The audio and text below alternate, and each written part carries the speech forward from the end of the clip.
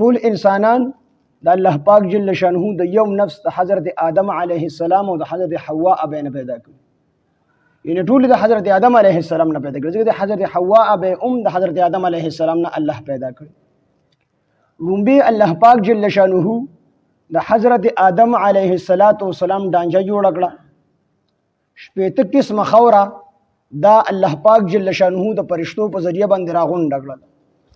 او دا غینه د حضرت آدم هغه خوره واغله خټه جوړ کړه، هغه واغله، او د اغین ورستوی د حضرت آدم علیه السلام ډانچه جوړ کړ. لسکم سل پټه وګدوالي یعنی دنګوالي د حضرت آدم علیه السلام، او لسنیم پټه پلنوالی دا د حضرت آدم علیه السلام ډانچه فرشتو جوړ کړ. بیا پکې الله پاک جل شانه روح ورواچو، چې کله پکې روح ورواچو نو حضرت آدم علیه السلام باندې پرنجې راغی، انډوشکې شو ته مونږ وایو او پرنجېدو. چې څنګه او پرنجېدو نو الحمدلله وی. دا د یو مسلمان په بل مسلمان 15 حقونه دی، یو حق پکې دا دی چې څوک پرنجي وکړي هغه وی الحمدلله. نو په دې نور مسلمانانو چې اورېدي دي هغې د دې سړي دا حق دی چې دی یرحمک الله ووایي. نو حضرت آدم علیه السلام چې پرنجي وکړي وی الحمدلله. د هغې نه پس یې فرشتو ته سلام وکړو، او دا غینه پس د حضرت آدم علیه السلام او د فرشتو، ځکه فرشتو عرض وکړو چې یفسد فی الارض، الله د انسان م پیدا کوه دیو په مخ ځمکه باندې فساد خوري. نو الله پاک جل شانه دا فرمایي زه پوهېږم تاسو نه پوهېږئ. نو امتحان د فرشتو او د حضرت آدم علیه السلام نه واغستو. نو فرشتې په هغه امتحان کې پیل شوې او خپل لا علمي ښکاره کړه چې سبحانک لا علم لنا الا ما علمتنا انک انت العلیم الحکیم. الله مونږ ته خوشتا کوم علم راکړی دی اکر سره دی، مونږ سره سوا علم نشته دی. نو خپل لا علمي فرشتو ښکاره کړه، او حضرت آدم علیه السلام نه چې دغه نومونو مبارک ته پوښتنه وکړل نو هغه ټیک ټیک جوابونه ورکړل، ځکه چې الله ورته خولي، الله فرشتو ته هم خولي او حضرت آدم علیه السلام ته هم خولي، خو الله حضرت آدم علیه السلام په امتحان کې کامیاب. نو چې کله حضرت آدم علیه السلام په امتحان کې کامیاب شو، الله ولې یو انعام دا ورکړو چې ټولو فرشتو حضرت آدم علیه السلام ته سجده وکړله. دا انعام په حضرت آدم علیه السلام باندې الله وکړو. صرف ابلیس سجده ونه کړله، الا ابلیس شیطان سجده ونه کړله. نور ټولو فرشتو حضرت آدم علیه السلام ته تعظیمي سجده وکړله، تعظیم او د عزت سجده. دا غینه پس دویم انعام په الله رب العزت دا وکړو چې الله حضرت آدم علیه السلام جنت ته ور داخل کو. نو جنت کې به حضرت آدم علیه السلام پاتې کېدو، او هر قسمه نعمتونه به حضرت آدم علیه السلام استعمالول. او د حضرت آدم علیه السلام په جنت کې ډېر خوشاله، خو د یو نعمت کمی ورته چې هغه د هم جنس سکونه په جنت کې انسان نو په جنت کې خوب نشته دی، هلته به څوک ودې کېږي نه، جنت کې ستړی نشته دی، څوک به ستړي کېږي نه، د لذت لپاره که څوک آرام کوي ښکلي ښکلي بیډونه دي پکې،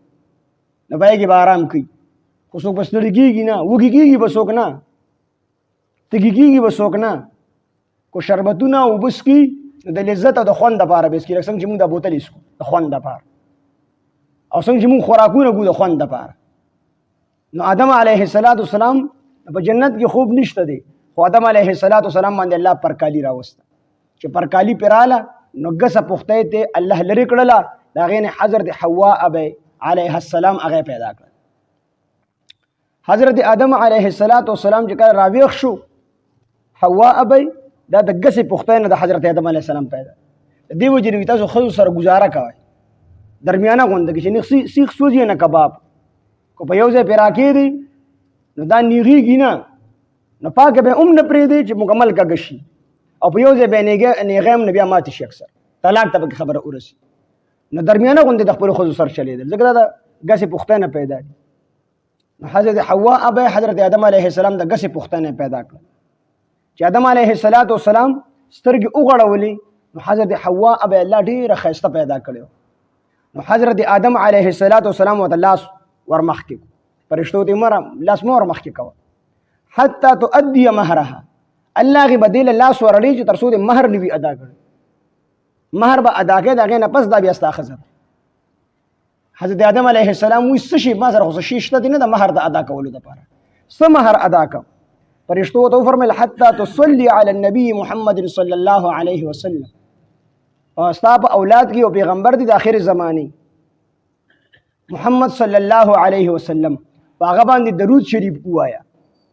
نو دا به ستا مهر شي نو یو روایت کې راځي چې 3 پیرې به حضرت آدم علیه السلام پر رسول الله صلی الله علیه وسلم باندې درود ولېږل او بعض روایتو کې راځي چې 19 پیرې حضرت آدم علیه السلام په نبی علیه السلام درود شریف ولېږل نبی علیه السلام لا پیدا نو او الله پاک جل شانه د حضرت آدم علیه السلام په خله مبارکه په درود ولېږل نو دغه نه پس د حضرت حوا ابي نکاح وشول هغه خپل خاوند حضرت آدم علیه السلام ته حلال شول دې کې اشاره دی خبرې ده چې نبی علیه السلام د ټولو موجوداتو لپاره واسطه ده سبب او ذریعہ ده څومره څیزونه چې په دنیا کې پیدا دي نو د دې واسطه او سبب رسول الله صلی الله علیه وسلم او نبی علیه السلام یا حضرت آدم علیه السلام درود نه ویلي نکاح به نه شوي چې نکاح نه شوي نو بچیان به د کم ځای نه راغلي نو د انسانانو دا سلسله به د کم ځای نه شروع کېدله موږ د نبی علیه السلام ډېر لوی احسانات دي کو د نبی علیه السلام باندې درود حضرت آدم علیه السلام نه ویلي نکاح به نه کېده کنه چې نکاح نه کېده نو د حضرت آدم او د حضرت حوا ابینه د نسلونو سلسله څنګه شروع کېدله نبی علیه السلام ذات مبارک دا د ټولو موجوداتو لپاره څومره څیزونه چې په کائنات کې موجود دي د ټولو لپاره دا نبی علیه السلام ذات مبارک دا واسطه دا سبب دی او ذریعہ نو نکاح وشوله چې دنیا ته رالل اوږده واقعات او حضرت حوا او حضرت آدم علیه السلام الله دنیا ته راولېږل او دې کې د الله خپل حکمتونه دي چې راولېږل نو د نسلونو سلسله شروع شوه او زمونږ په خلکو کې یو خبره مشهوره ده چې د حضرت حوا او د حضرت آدم علیه السلام 2 زامن بس یو لور او یو زوی به سهار کېدو یو لور او یو زوی به چې کوم دی ماښام کېده او بعضې وایي چې نه یو زوی به ماښام کېده یو لور به چې کوم دی سهار کېده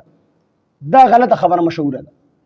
د آدم علیه السلام او د حوا ابی چې کوم حضرت حوا ابی کوم واړه شوي دي نو عام طور څنګه چې زمونږ د زنانو ترتیب دی 2 میاشتې 3 میاشتې کال پس ماشوم کېږي دقه شان په دې ترتیب سره شوي خو فرق صرف دا چې د حضرت حوا ابی به 2 ماشومان کېدل برغ یو الک او یو جینۍ دا به یو کال کېدل بل کال به یو الک یو جینۍ کېدل نو دا کم الک او جینۍ چې برغونی به پیدا شو نو دا به په اپس کې رور او خور